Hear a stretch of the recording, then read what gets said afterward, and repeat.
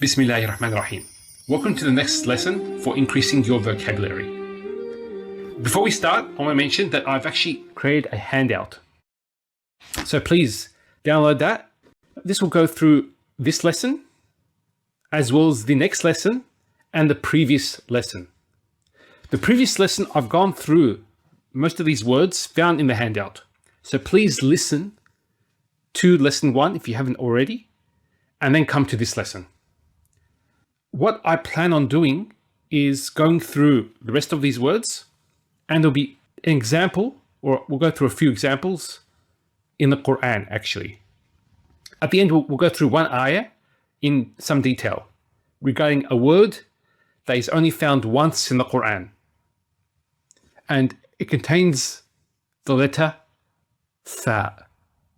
So remember this letter tha, I have actually a lesson on the letter tha and the actual meanings of this letter. So please, you can listen to that as well. And so let's begin the lesson, inshallah.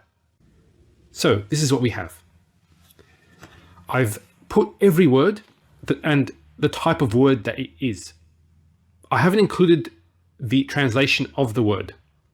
So I'll actually want you to write down the meaning of each of these words. So I don't want this just to be copied and not read and just left on the side. I want you actually to physically write down the meaning of each of these words. So what I want to do is just go through each of these words again, but from a different perspective.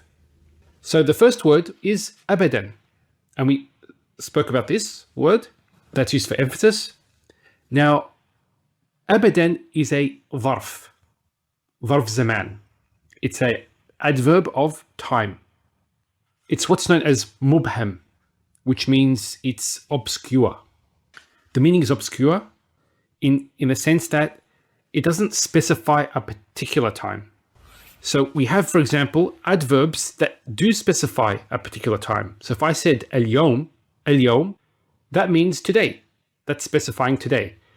This word, abadan, it's just speaking of a time frame, and usually a long time frame. So that's abadan.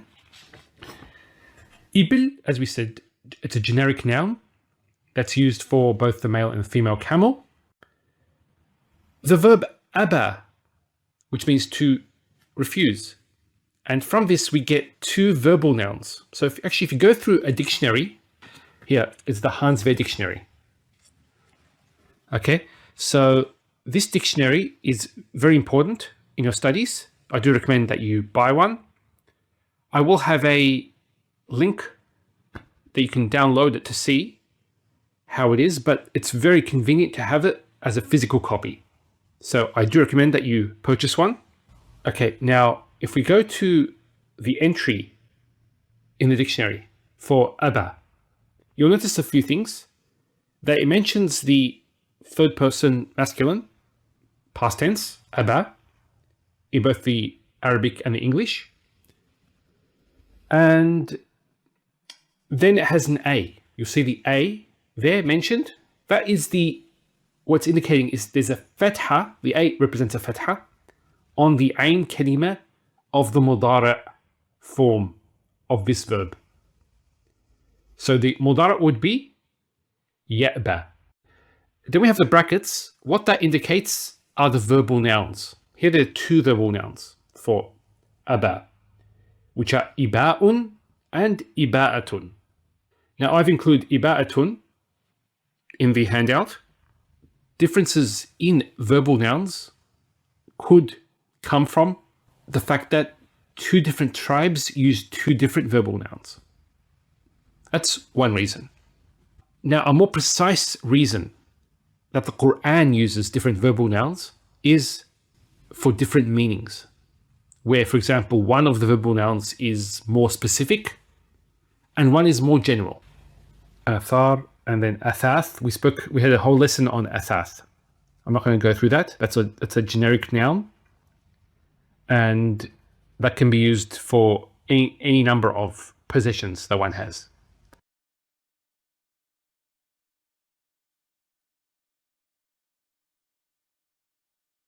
Okay, next is ibn. The three base letters for ibn are the ba noon, and ya. They're the base letters for ibn. So ibn means son. It doesn't necessarily have to mean your own son, generically speaking. So if you raise somebody up, you can use the word ibn for him. You can say ya ibni or ya bunayya in a more loving way. So ba, noon, ya.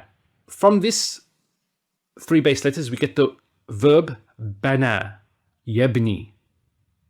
And we also get ibna, ibnatun, which is a daughter, or a female that you raise up is an ibna as well.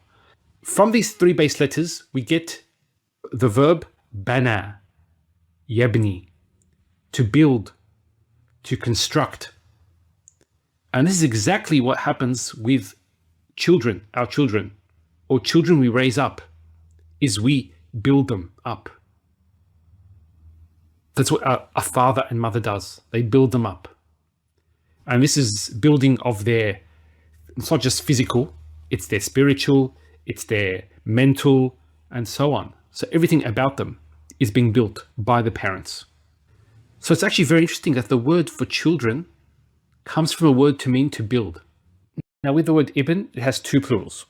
We have the word banoon or banin and abna.